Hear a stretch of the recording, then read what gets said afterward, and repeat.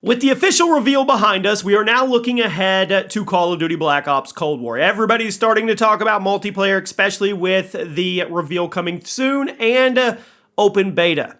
Maybe it's going to be fast-paced. Maybe it'll be 3-lane maps. Maybe it will have no skill-based matchmaking. Every like gets us closer to it. I'm kidding, but I'm not. But if there's one thing I know for certain, it's that Black Ops Cold War will have some remakes from Black Ops history. So, today, what's up everybody? Chaos here. Welcome to the channel. Welcome to the video. I want to take a dive into the Black Ops franchise and give you my 10 nominees for map remakes in Call of Duty Black Ops Cold War. You let me know in the comments which of these you want to see, or if one I don't mention you want to add to the list, drop a like. Make sure you have those notifications fully turned on, and here we go. And remember, if you get anything from ScuffGaming.com, whether it be a new Dream controller like you see on the screen, the one that I just designed and gave away on my stream, or merch, or accessories, use code CHAOS. Black Ops Cold War is coming. You know they've probably got some really cool stuff in the pipeline. Tweet at me if you do. The link is at the top of the description. And now, let's get cracked. Well, let's talk about cracked. Cracked from Black Ops 1. Let's start off with a very underrated map that goes largely forgotten by modern COD players. I don't think that's fair. It was good. It was good. It was one of the biggest maps in the original Black Ops, and while its size did often lead to a slower pace, it was really good for ground war mode. It took place in a destroyed village in Vietnam, and you would run from building to building, street to street, while trying to avoid sniper fire and hold the vantage points for a positional boost over the enemy. It was a good map. Plus, in party modes, it would be cut in half. Keep that pace up.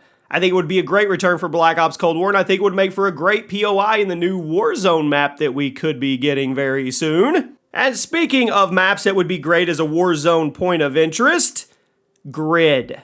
Another super underrated map from the original Black Ops. It was a medium-sized map. It was super fast-paced to it basically being a bigger version of Nuketown when you think about it.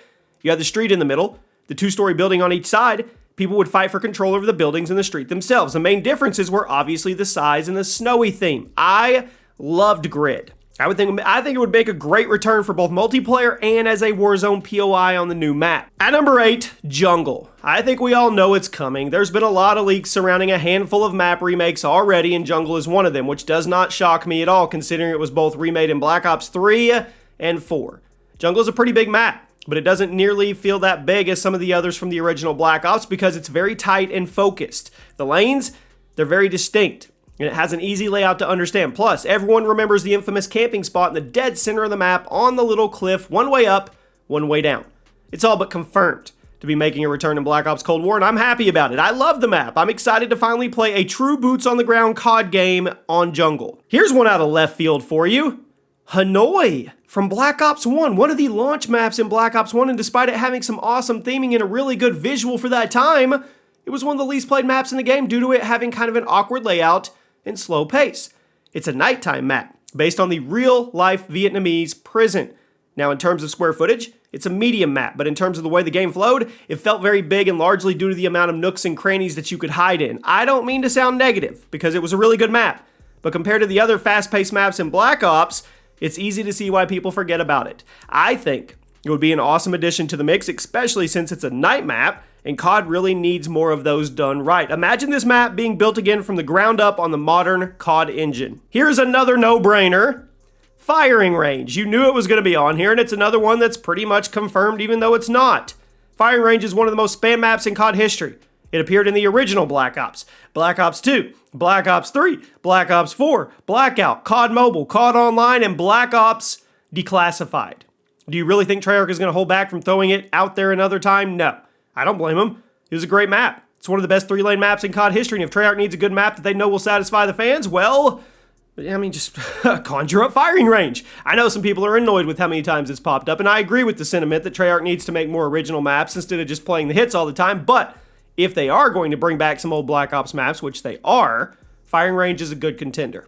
Most of these maps on this list are from Black Ops 1. Launch. All I can think about with this map is just how gorgeous it would look in the new COD engine. It was one of the most straightforward maps in the original Black Ops, and that's why people loved it.